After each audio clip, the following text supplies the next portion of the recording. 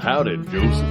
Hi, hello, how are you? We heard the news, We're quite enthused. and the only thing to do What should we do? is strum this guitar And sing to the stars. and serenade you.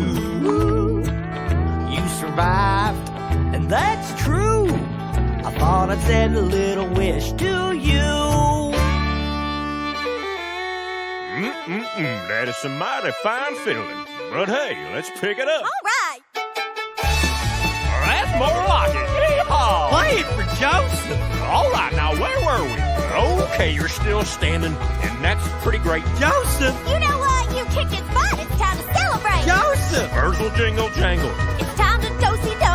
So grab yourself a partner and let's see you go. Cause it's a Jingle jangle here and a jingle jangle there.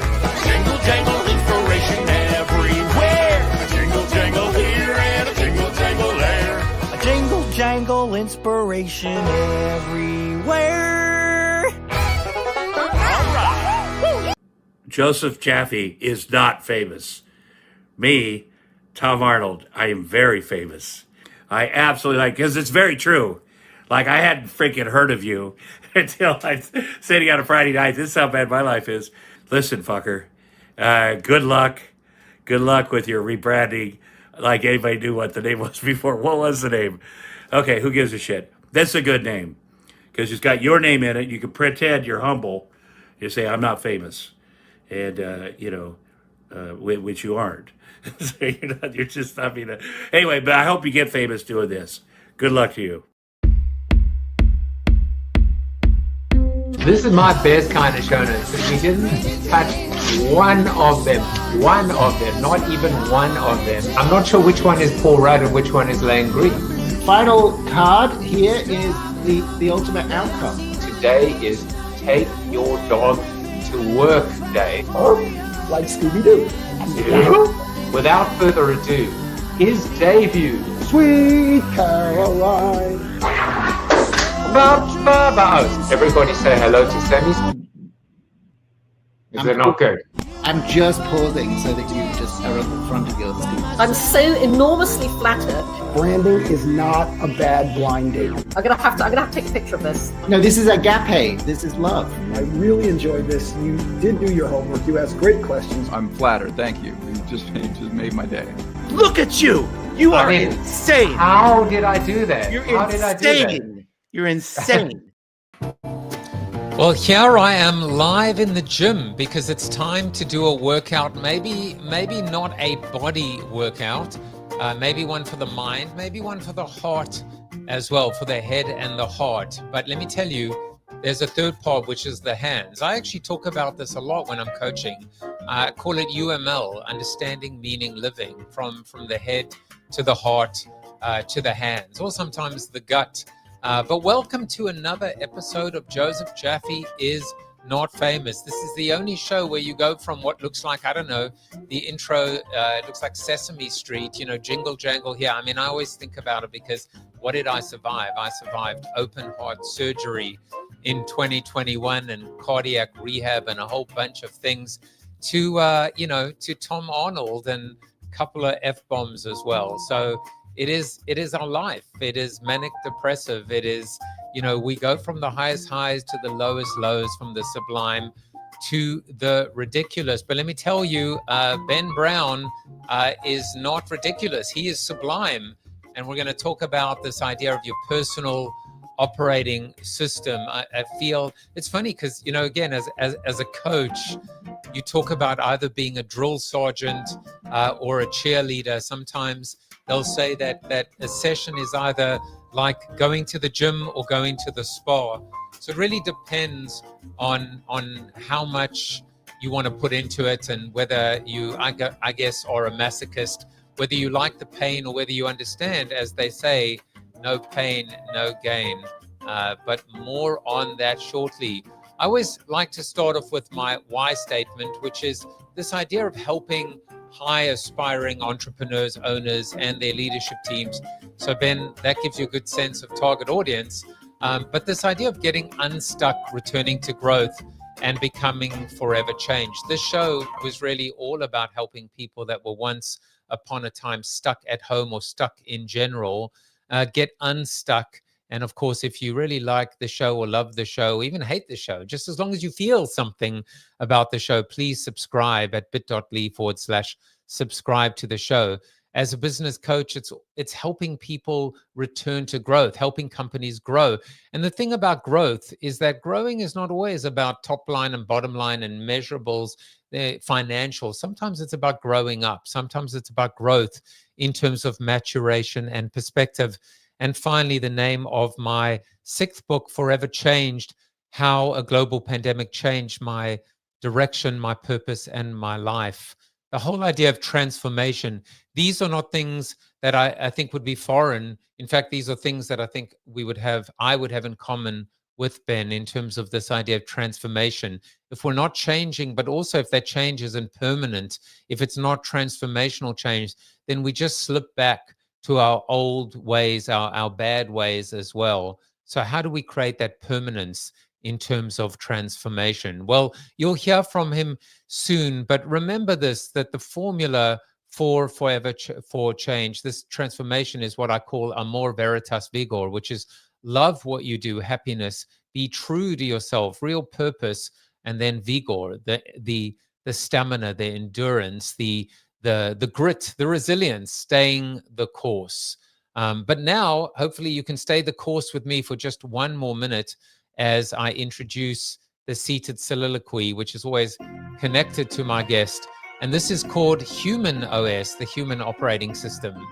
You know, one of the things that I talk about as a coach, the entrepreneurial operating system, is the fact that business needs to have some kind of an operating system. But to really understand what is an operating system, and hopefully I'm just teeing up Ben shortly, is if you think about it, well, we understand what operating systems are when we think about our computer, right? When we think about machines, when we think about our phones, whether it's Android or whether it's iOS, whether it's the Apple operating system, whether it's the Mac operating system, or whether it's Windows.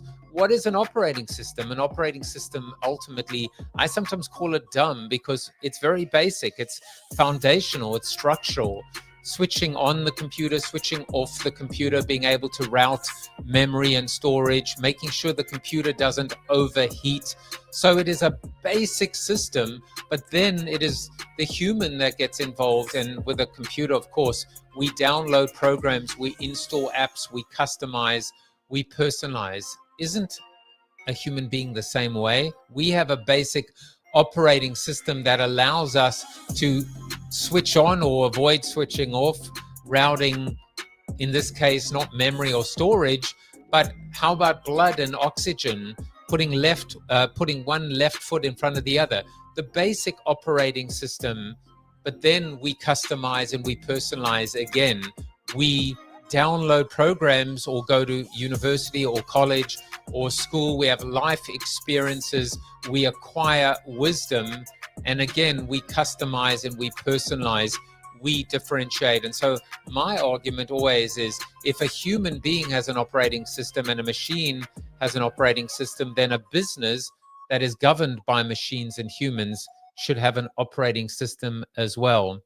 That's just the beginning. Because when we think about the mind-body connection, when we think about the ability now to fuse our physicality with our spirituality, our mentality, of course, it takes it to the next level. But I'm going to stop there because we have an expert in the studio, Mr. Ben Brown.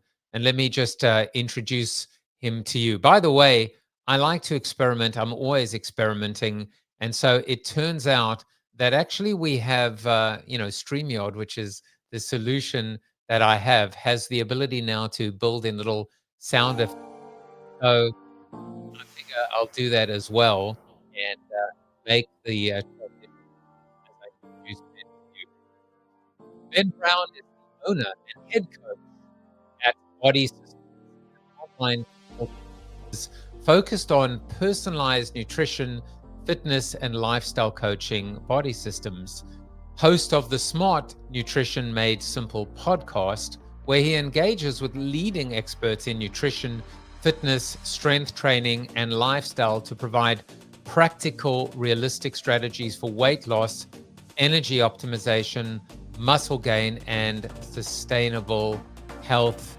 This is the man that is fusing the physicality with the spirituality, the mentality, healthy body, healthy mind. Let's bring him on. Mr. Ben Brown, welcome to the show. Joseph, thanks for having me. It's great to be here. So I'm playing with the sound effects as well, because I got my hear that. soundboard. I'm playing with what StreamYard gives, and you know, a little bit of fun as well. I'm a one-man band. You know, I'm So far, like, so good. I'm like that gym equipment where, you know, the all-in-one, the one-stop shop. Yeah, I've got Welcome. a piano keyboard right next to me. It resonates with me because there's so much stuff you can do with it, but it's a lot of moving pieces. All right, so coach to coach, I love it. I do feel I'm intimidated because I feel like you're going to basically start to judge me and tell me that I need to, like, I don't know, pull a muscle or something. Am I going to be judged?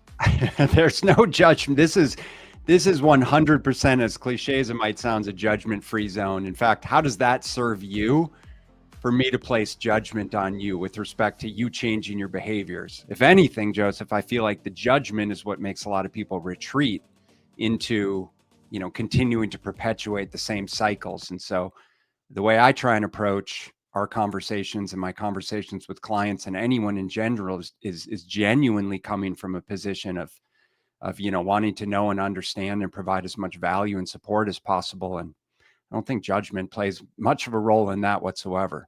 Yeah, I actually think one of the large gyms actually had that as their whole positioning, right? They called it- And that's why I say cliche, because it's Planet Fitness, which, you know, take it for what it's worth. But I think they said judgment-free zone, which is great. Like, we want people to not feel judged and to go and be able to exercise without feeling like everyone's staring at them or critiquing them. There's no place for that. And also because we're all on a journey and we're all at different stages of that journey. So here's the obvious build on that, which is how much of this judgment that happens is judging ourselves as opposed to other people judging us.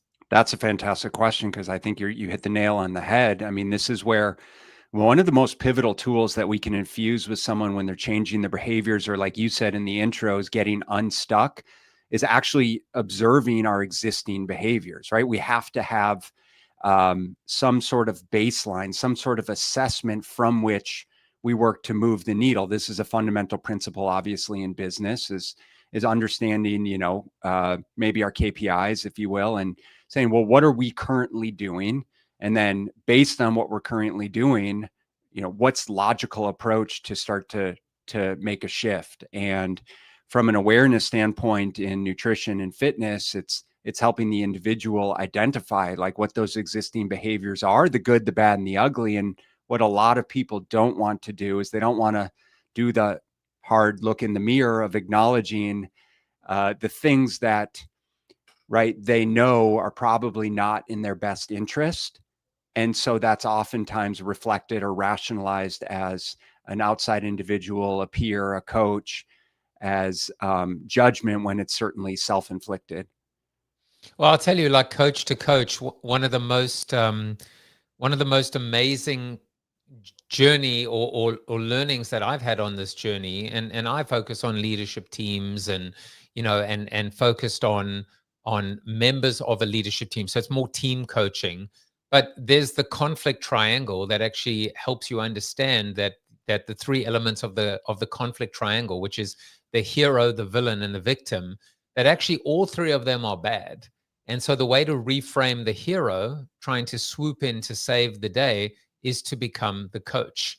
And so what is it to be the coach? You're not doing it for them. You're helping them do it for themselves. I mean, I call it the co-pilot. I call it the Sherpa.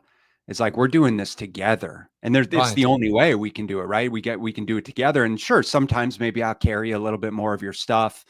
There'll be certain points, especially in the initial stages, maybe I'll be infusing a little bit more belief into you of I've done this long enough to know, and perhaps you as a business coach, of like, you can see someone, you can see the inner workings, you understand the business concept, and you've done it enough to see what's possible and where they can go. And similarly, from a nutrition and lifestyle change and physique change and health change standpoint, I can see that for you, but you don't necessarily believe in yourself. You don't necessarily believe that that's possible, and you're producing or relying on quite a lot of trust on my end, in which case I'm happy to lend you that belief over the period of time until we can start to drive some more of that intrinsic motivation or self-belief to the point where we've bolstered confidence, and then you're carrying more of the weight through the journey.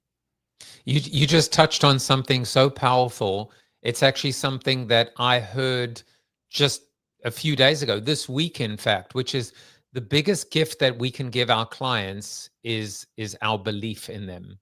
And you just said this idea of lending belief. I love the concept of lending belief. Just believing in them is sometimes enough. And that's all people want, right? They want to be enough, and they need enough just to be able to do it themselves. So I love the concept of lending belief. What a great idea.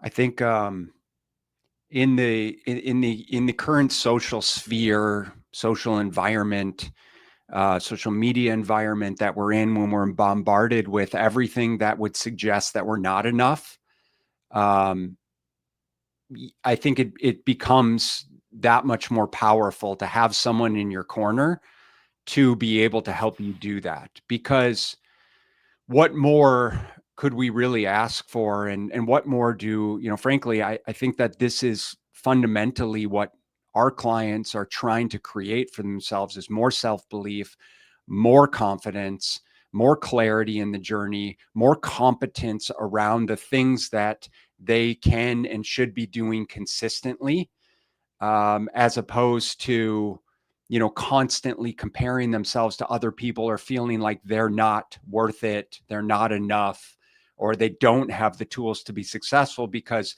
if one person can do it, I firmly believe that any other person can do it as well. Comparison is the thief of joy. But now I'm about to be a thief and steal your joy and judge you, because we sent our investigators into the field to find out some deep, dark secrets. You see, and you being the coach, no doubt you're drinking water or electrolytes, by the way, and not scotch. Please tell me that is scotch. I would be very impressed if it was. Gin, but okay. Same level of judgment. It is in fact water with electrolytes. Yes.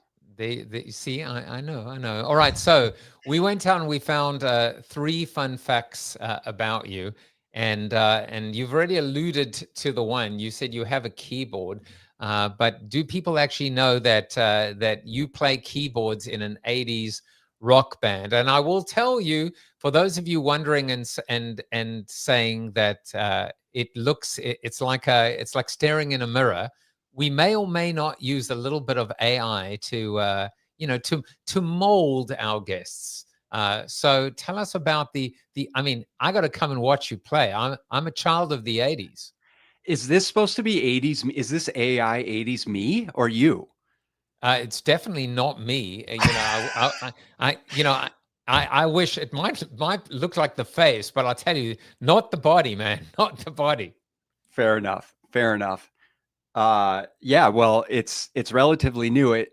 So one of my commitments this year. So I grew up. I was classically trained pianist from the time I was like 7 or 8 years old till I was about 16. I played classic piano, and then in high school I played keyboards, kind of in a jazz band, and I sang in an a cappella group as well in high school. And then after high school, actually after my junior year, I stopped playing, and I didn't pick it up again until the past 4 months. And so I've been diving back in because I committed to myself this year to start to do more things that I actually enjoy, that I want to do, to actually find some hobbies. Because I think for business owners, certainly fathers, in sort of midlife, we lose a lot of the things because we're so focused on family and business and marriage. And it's that is, all consuming, justifiably so. But again, I committed to getting back into playing music because I love it. And so I joined a a group. Well, it's through a company called School of Rock here locally in Scottsdale, and with that, my adult group is we have an 80s band, and we have a live performance coming up at the end of September, and we're it's super fun, man. It's just super fun to get back into it and allow me the opportunity to do something I love and disconnect from all of the stressors that we experience in life, you know? So we have a couple things in common there. I've done School of Rock as well multiple times. I've done still my best show I sing. Beautiful. And my best show I ever did was Rolling Stones. It was Yes. just amazing. But I've done, I've done Crows, I've done Kravitz, I've done, I've done Clapton, I've done the Who. It's fantastic, and of course it's adult. So when we practice, I may or may not arrive with a bottle or two of wine as well. So because just to kind of lubricate the vocal Lubricate cords. the vocal cords. I get it. Not water and electrolytes. I'm just saying. That's right. That's right. All right. So, of course, he's a coach. He sings, he plays the keyboard, but he likes to get a little physical as well. And so turns out, this is a great photo, by the way.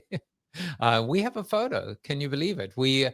You played rugby for the University of Arizona and competed in Israel for the U.S. national team in 2005 Maccabi Games. I'm assuming you were not a scrum half or a fly half. Nope. Flanker, numbers 6 and 7. That's what I would have guessed. This is a great photo, don't you think? I mean, a great AI something. I guess. I mean, I don't know who that is, but that's a cool photo. What do you mean you don't know? It's like Danny DeVito and Arnold Schwarzenegger. I'm Danny That's DeVito. right. So you played rugby as well, a sport that is gaining traction in the US. Yeah, and excitedly so. And you obviously being South African descent, I'm assuming you know and appreciate rugby. You assume correctly. We are still the reigning champions, world champions. Well, yeah. So unfortunately, we actually did lose in the finals to South Africa in 2005 in Israel. They had a heck of a team, but so we walked away with the silver medal. Well, that's one medal more than me. And so your final fun fact is you and Benson Boone, because you can do backflips almost off almost anything. So we're not going to ask you to do it off gym equipment. But I will ask you the question, why choose this as a fun fact? You know what? That's a great question. I feel like I wrote that maybe 4 or 5 years ago before my neck and hips and back started to go out because I'm standing here with like a aggravated disc herniation that I'm working through. I can't imagine even attempting to do a backflip, even to a pool right now. But it's just one of those fun things that like my kids appreciate. It's a great segue, because one of the things you wanted to talk about is reclaiming your energy, strength, and edge after 40. So clearly, I mean, let me know when you turn 40, by the way. I'm 46. And for me, I'm, the little gray, the little gray hairs or white hairs, I don't know what they are. I'm 54. But I will tell you, so let's talk about aging and let's talk about energy. So I'm going to set it up for a second, which is I'm going to tell you a bunch of things, coach, the doctor is in. So I was in the best shape of my life, having just turned 50, found out that I needed open heart surgery, healthy as anything, but just plumbing, my mitral valve cords had snapped. I went in, long story short, ended up 4 times in the hospital. The surgery went well, but there was complications not related to the actual surgery. And I had 2 surgeries. I ended up with a wound vac. I ended up going to cardiac rehab, which was one of the hardest things I've ever done in my life, being with 80-year-old, like overweight men. And I couldn't, physically, I just couldn't do anything. Like every time I tried to do anything more, the heart, that I don't know what was in a Mrs. Hannigan, as I called her, would judge me. I never thought I would get back to being able to exercise again. The other thing is I discovered compound semaglutide and started to take, as someone would call it, the fat shot. Were you? And I'm curious. Were you overweight? I've dropped about 40 pounds. So I'm about Got it. 40 pounds. I've just struggled with weight my whole life. Sure. My point and why I bring it up is, by the way, never been happier, Yeah. feeling so good to have reclaimed this. But what Yeah. I found is when I was 20, it would take me 3 months to put on the weight and 3 weeks to lose it. And then one Yeah. day I woke up and realized it would take me 3 weeks to put it on and 3 months to lose it. And so Totally. like to me, it's been a joy to be able to actually just get my life back. But in terms of health, happiness, energy, the age of 54, I feel like a child and I feel like I'm just getting started. So just set the scene. I mean, you talk about 40, right? This idea of reclaiming this energy. Talk about what happens in life when we lose our strength, our edge, and our energy, and what we can do about it. Yeah, and I don't know if it's specifically 40 per se, but I think it's a number that a lot of guys resonate with, and females as well, because that's Yeah. around the perimenopause and menopause range, and that for women often starts around 35 perimenopause, and so um, regardless of the ages, we start to see these changes, right? Where it's like I was just mentioning that my knees don't feel as good, my back feels as good. I'm suffering from more injuries. There's the memes that go around of like you do one little random thing, you sleep wrong, and your neck's out for a week, and so it's very different physically than what we did and what we could do in our 20s. And for a lot of the clients that I work with, Joseph, is a lot of the recurring language is like what I used to do to lose weight, like you were insinuating, no longer works for me. And it might have been just, I would just, I would eat the same. I would just start running more, or I would tighten up the diet for a few weeks and I would lose the weight. Or what a lot of people do in their 20s and 30s, they do more of the restrictive dieting mentality and methodology, which ends up lending itself to, ultimately gaining the weight back. And so those things that we've come to the realization, and we're wise enough to realize that the things that we used to do don't actually work anymore. And we have to start to look at things differently, especially as our focus and our goals start to extend much more towards longevity and in much less sort of egocentric, like just fat loss. Like invariably, fat loss is always important. Looking good with our shirt off is always important. Feeling good and healthy and strong is always important. But we're also considering like, how do I live a long, healthy, quality life? Right. A lot of us are watching our parents kind of go down this, go down this hole of decreasing quality of life. They can't move, they can't function. And it's kind of like our conventional medical system is keeping them alive for a long time, but it's very potentially poor quality of life, which none of us want, So it begs the question around what do we need to be doing now to start to set the stage, if we haven't already been doing those things, to set the stage towards being able to have that long, productive quality life.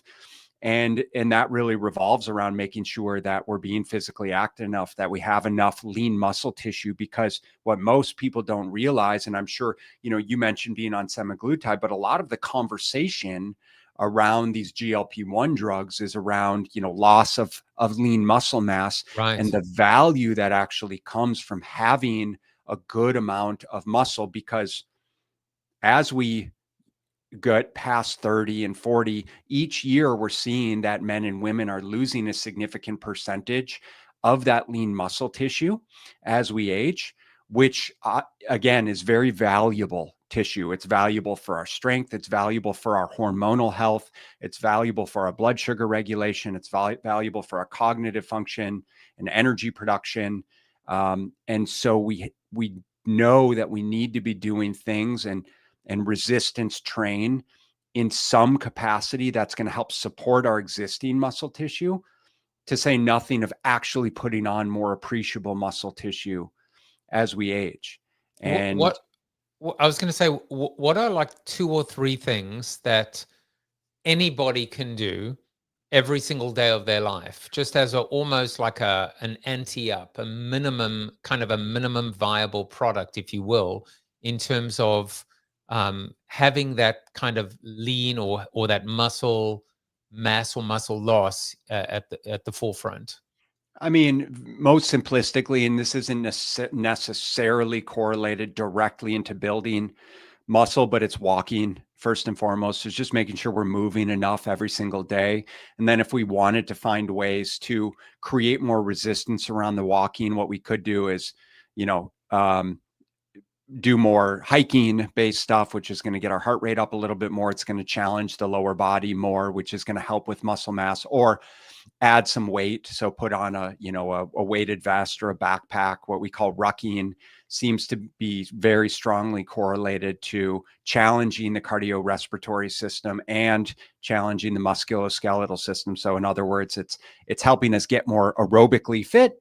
It's improving our cardiovascular health, and it's helping to keep us and get us strong. So that's one thing, Joseph. Another thing would be making sure that we're eating enough protein in our diet, because it's not uncommon to see that, and especially as people get older, they're not consuming enough dietary protein frequently enough throughout the day. And we know we need enough dietary protein and specific forms of protein to what's called stimulate muscle protein synthesis. And all that means is create the signal to the muscles to actually build and maintain and support. Otherwise, we risk the potential of actually getting catabolic and burning through those amino acids in those muscle tissues from an energy expenditure source. And so it does become prevalent to make sure we're getting enough protein relative to our total calorie intake. And then you said every day, and I don't know that necessarily we have to look at it as every day, but some form of resistance training beyond just the walking that I mentioned. Now, this could be an exercise class. My favorite is some form of consistent strength training, like in the gym that's right behind you, that you're obviously, recording from. Of course. But some form of resistance training and finding ways to find enjoyment in the resistance training. Because I think you mentioned something earlier about, you said something around pain and discomfort. And I think it's learning to find the semblance of enjoyment in the discomfort, right? To the degree that the strength training and the daily movement and the eating behaviors become something that we actually enjoy doing, that we know makes us feel better, feel stronger, look better, to the degree that we're more likely to do it more consistently. I mean, you're singing my song here, and one of the other things I told you, like when we're in the green room, that like we have so much, we're swimming in the same lanes, although I'm probably a bit slower than you are. But I'm actually studying happiness at the moment, and we use a model called SPIRE, which is spiritual, physical, intellectual, relational, and emotional. And so I've been learning a lot about the mind-body connection, and I've been learning a lot about so many, even about Dan Buettner and Into the Blue Zones, and understanding longevity, amongst, I also had Mario Martinez on my show, who wrote the Mind Body Code. It's just absolutely fascinating to make that connection. And I think, I mean, you said it, but I want to just really kind of emphasize that we need to start talking about longevity as opposed to even health, wellness. I mean, it's all part of it, but at some point, and I think this is the connection. At some point, there is a number. There is a number when you start lamenting and talking about the good old days and how easy it used to be and where the aches and pains are coming from. But at some point, you have to start thinking about what is the idea? It's the length of your days and the quality as well. So it's not just about the days of your life, and the life of your days, or something like that. But it's this essence of just living a long life doesn't matter if it's not a good life. Right. And we really can get both, can't we? I'd like to believe so. And this is part of, what we navigate when I'm working with clients, and certainly me being 46 and having played, rugby competitively for a long time. I have a myriad of joint issues and limitations, but kind of just looking at what are we capable of doing? How do we continue to progress in a way that feels fun and exciting and challenging for us? And it looks very different for every single person. But the beautiful thing, in my opinion, is that we have the opportunity to do that. And too frequently, I think that we get lost in the shuffle and the sort of myopic focus of like, you have to do these specific things, or research says, you have to do this, or biohacking, influencers say we have to do this. And what I'll just gently push back against is, you don't have to do anything, but what you want to do and what you can find value in, and what actually, as long as you're appreciating the challenge, right? As long as, and that has to be in place. It's like, we have to be challenging ourselves. We have to be putting ourselves in uncomfortable situations, whether it's, again, whether it's a yoga class, whether it's a spin class, whether it's a hike, whether it's actual resistance training, whether it's, practicing different nutritional interventions that are challenging our metabolism, to adapt and become more flexible. Whether it's just challenging myself to get to bed earlier so I can get a solid night's sleep. There's so many ways that we can focus on this, Joseph, which is so cool. But we have to find the ways that are motivating for us, that we can resonate with, and again, that we can start to build into our existing behaviors and our identity, right? Well, exactly. And let's go back to, I want to touch again on a couple things that you said. One is this idea of enjoying it. It shouldn't be painful. It shouldn't, not even painful, but there is being comfortable with being uncomfortable. That is a good thing. It's always a good thing, right? When we stretch ourselves, when we experiment, when we push ourselves out of our comfort zones. But it helps to enjoy it. It helps to find that element of resistance training or that exercise that you really enjoy. And there's so much choice. And so it's something I've picked up also in my studies, this idea of enjoyment. And then the other point I was gonna make is that there are all these little hacks, like taking the stairs instead of the elevator, or parking at the other end of the parking lot and walking. These are all simple things that we can do. I mean, people come off a plane and they get on the moving walkway and they've just been sitting on their, excuse my French, their fat ass, for like 5 hours. Just walk, damn it. Just take the long way. It's not odd. What you said, and perhaps this infuses with the spiritual component. I would love your opinion on it. But I think with finding enjoyment in things, it's not that we're going to love every single thing that we're doing, but we know through that proverbial challenge that we feel better on the back end of it. And, we can't have the enjoyment without sort of the juxtaposition of the misery, right? And if we've been living in the misery, well, then we need that, and we almost rely on that to know what true enjoyment and maybe true happiness, maybe true fulfillment actually feels like. Because I think a lot of people want to have the outcome without actually doing the work, but they don't necessarily appreciate the outcome because they haven't experienced enough of the challenge, enough of the challenge around it. So that's where you have to just kind of commit yourself to doing the things that you need to do, as uncomfortable as they might be. I mean, you speak to a lot of entrepreneurs, in which case they're doing uncomfortable things every single day. And that's kind of, it becomes about that to some degree of like, I find the enjoyment in putting myself in the discomfort and the uncomfortable things, because of the byproduct and the outcome of those behaviors. Does that make sense? Absolutely. The discomfort is one thing, and then the other one is quite frankly the work. You got to put in the work, the hard work. Almost across the board, anything that comes too easily is almost always never appreciated. There's a lack of gratitude. There's a complacency, and even just the enjoyment and the love is always superficial.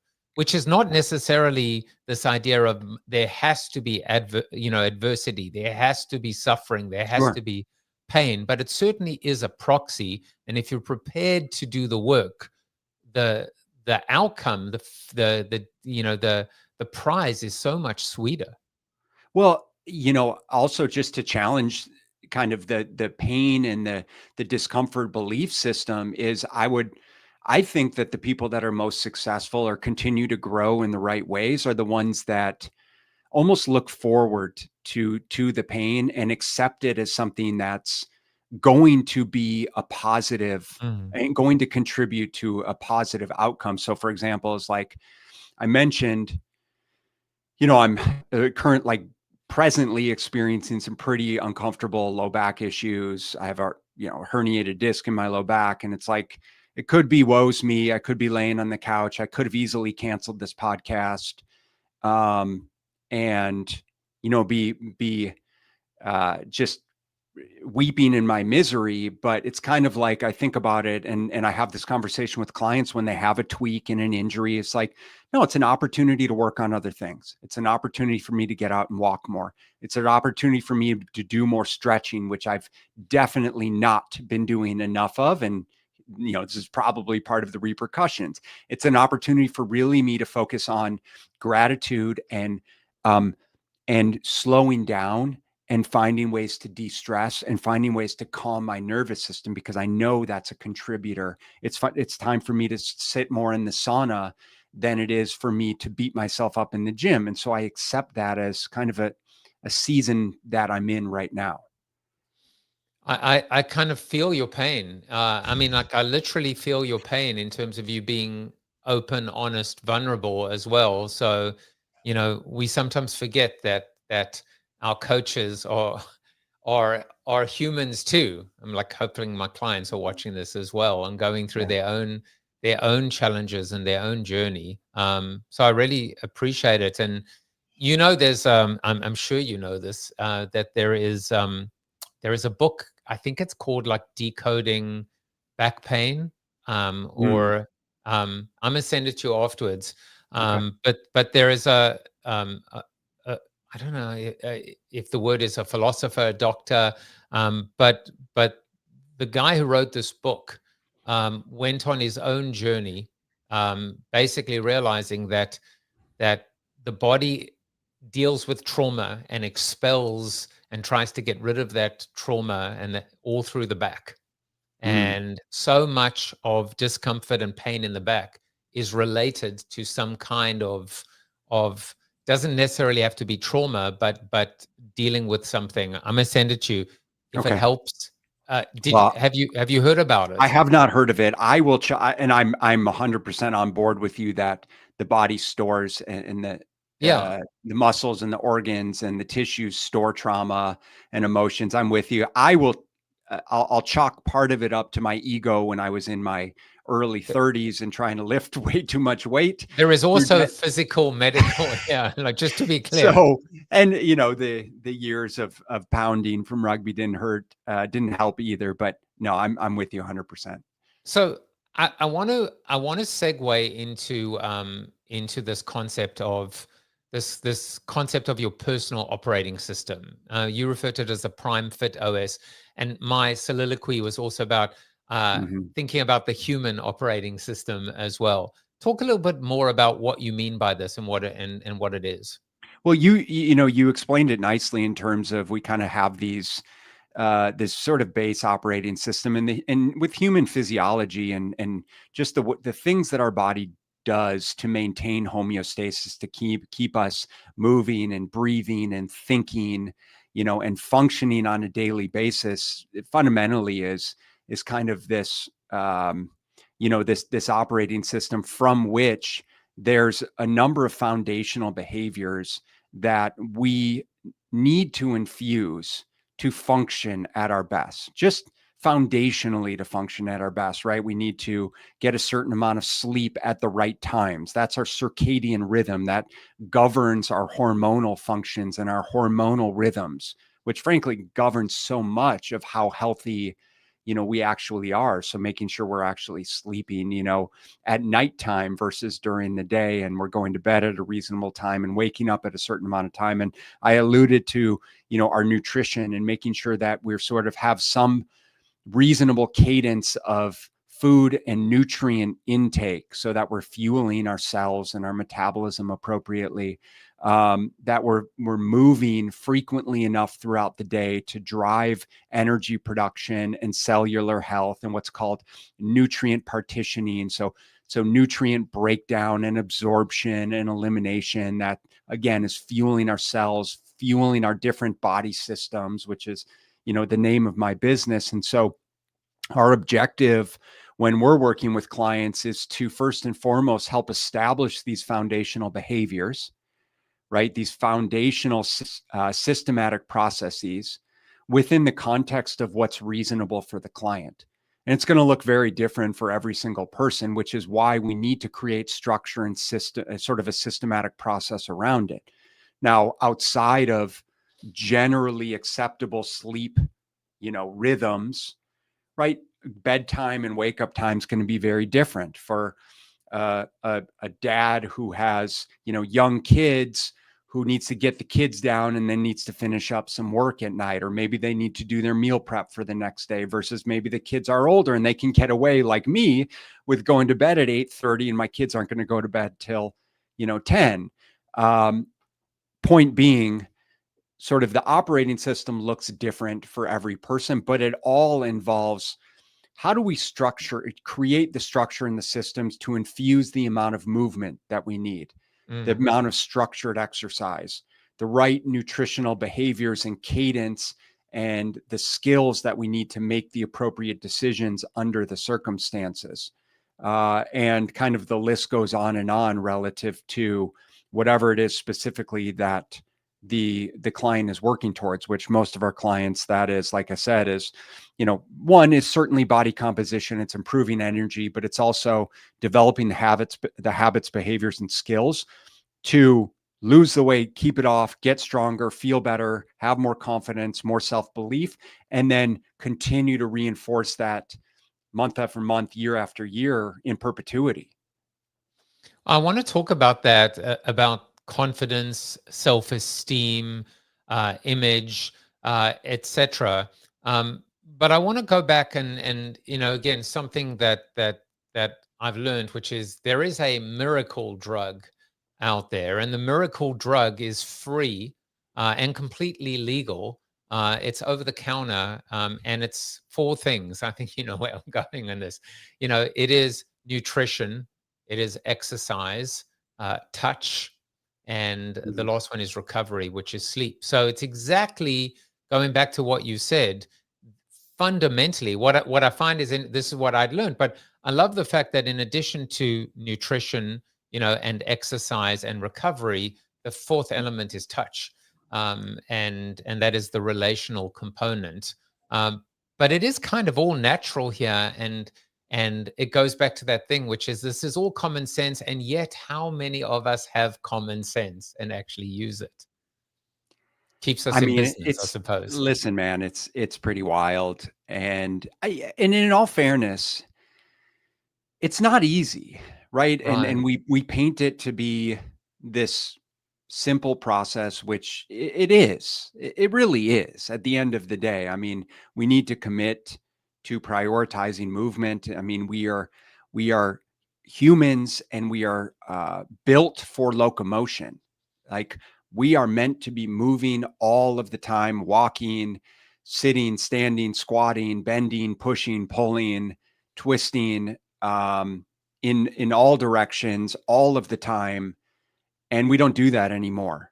And obviously, sleeping at reasonable hours, eating nutrient dense foods, and surrounded by community, surrounded by love, and that touch point that you mentioned. And so if someone needs to hire a coach to help them do that, then so be it, because there's a lot of potential obstacles, or what we call, roadblocks along the way. And maybe perhaps in with respect to kind of the Sherpa, analogy that I mentioned earlier, is there's a lot of ways to get to the top of the mountain. We just need to find the way that's appropriate for the individual. And with respect to the roadblocks, we put a lot of things in our way that are expected in the society that we live in. As entrepreneurs, we're expected to be #grinding and hustling all of the time. And then we're parents, and we're kind of expected to be doing all of the things, for the kids, which of course we want to do. And, as partners, we're expected to kind of be showing up in certain ways and constantly on. And that leaves very little room frequently for the things that we know that we need to do. And before you know it, there simply are just not enough hours in the day for everything that we think we need to commit to and what's realistic to actually get done. I want to build on that because it's so interesting. I heard this.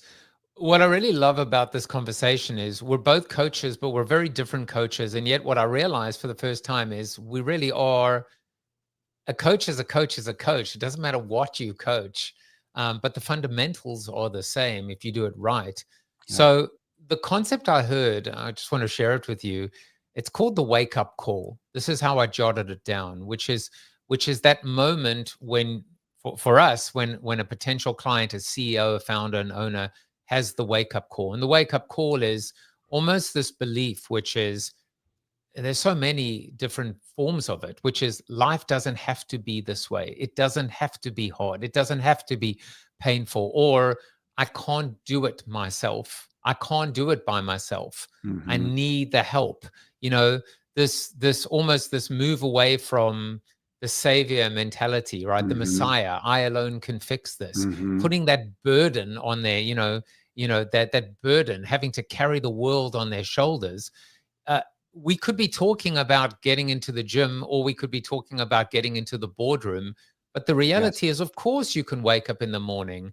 Of course, you can do push-ups and sit-ups. Of course, you can go for a run. Just like, of course, you could go ahead and employ discipline, accountability, and promote team health.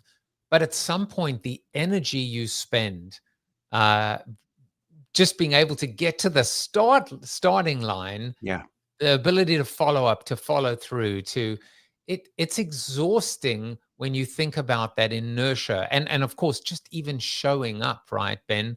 I mean, what percentage of the battle is just showing up? Well, that's it. And it's what's your time, what is your time worth? And how much time, energy, and money do you want to expend trying to figure it out yourself? And that's where it's about who, not how, right? We can go on YouTube, we can go on Google, we can go on ChatGPT and have them write a quote unquote perfect program for us.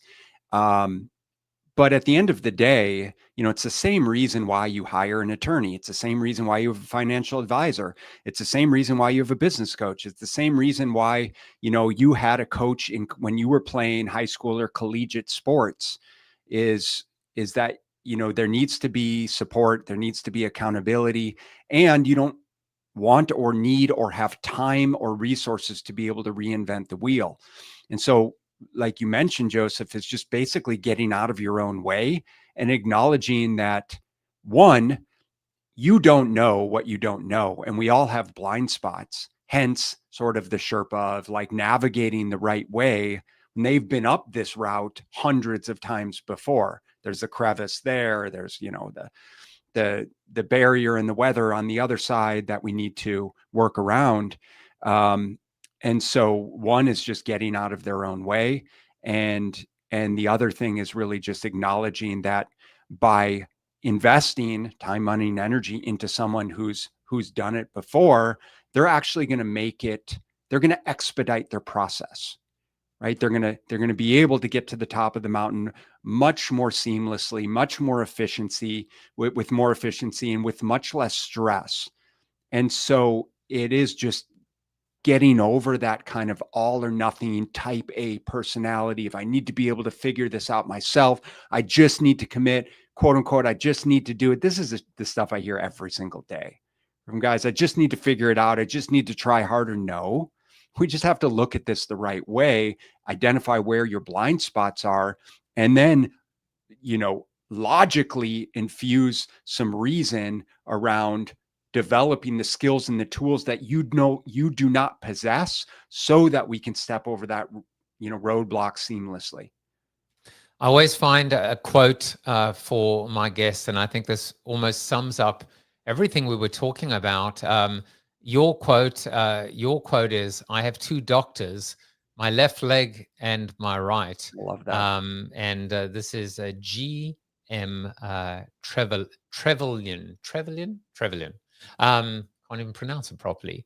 But I think it does talk about, to me, this is also a metaphor for life, right? Which is just put left leg in front of the right leg. Just take it one step at a time, but also make sure that you're doing it in the right direction with the right, in your case, Sherpa. And what I want to do just in the last few moments is I want to bring it like full circle, because whether it's a business coach, whether it's a life coach, whether it's a lifestyle or a health coach, it really does come back to this element of what we were talking about, right? Which is this idea of confidence. So I want to have you just talk a little bit about this idea of how health can be this conduit. The physical can actually create what is this mental or spiritual connection and boost. Yeah, I think at the end of the day, there's nothing more powerful than having clarity and confidence and self-belief in what we're capable of doing. And at the end of the day, the only way we can build that is through self-efficacy, is through doing the hard things over and over and over again, and providing the evidence that, we are the type of person to be able to do the hard things. And that we are the type of person who can lose the weight, who can get healthy, who can, get stronger, who can lead the charge, who can set a great example for our family. And it's never a destination per se, but it's this perpetual journey. By doing the hard things, you're building self-efficacy and confidence, which invariably is going to show everyone around you, both visually and spiritually and energetically, that you are someone who is confident, who is capable, which then is going to empower them, right? To be able to do more of the things that maybe they didn't believe that they could do before. And that's what we want for, that's what I aspire to continue to become and to show my community and my clients and my family. And that's what I want every single one of our clients, because that's where we can make the most amount of impact, Joseph, is by having every single person that we work with and surround ourselves with have more confidence, vibrate higher, and then basically peripherally positively impact everyone else. I have to tell you that that initially I was playing around with AI and you and the Apple, and for some reason I just could not get an image without the apple. So I ended up with rugby photos, and somehow you've got an apple in your hand or juggling an apple, which took some skill. Doing backflips with an apple, There you go. playing the keyboard with an apple. That's hilarious. An apple a day keeps the aches and pains away. So yeah, I thought it was just hilarious, and I gave up. So I just had to find another one as well.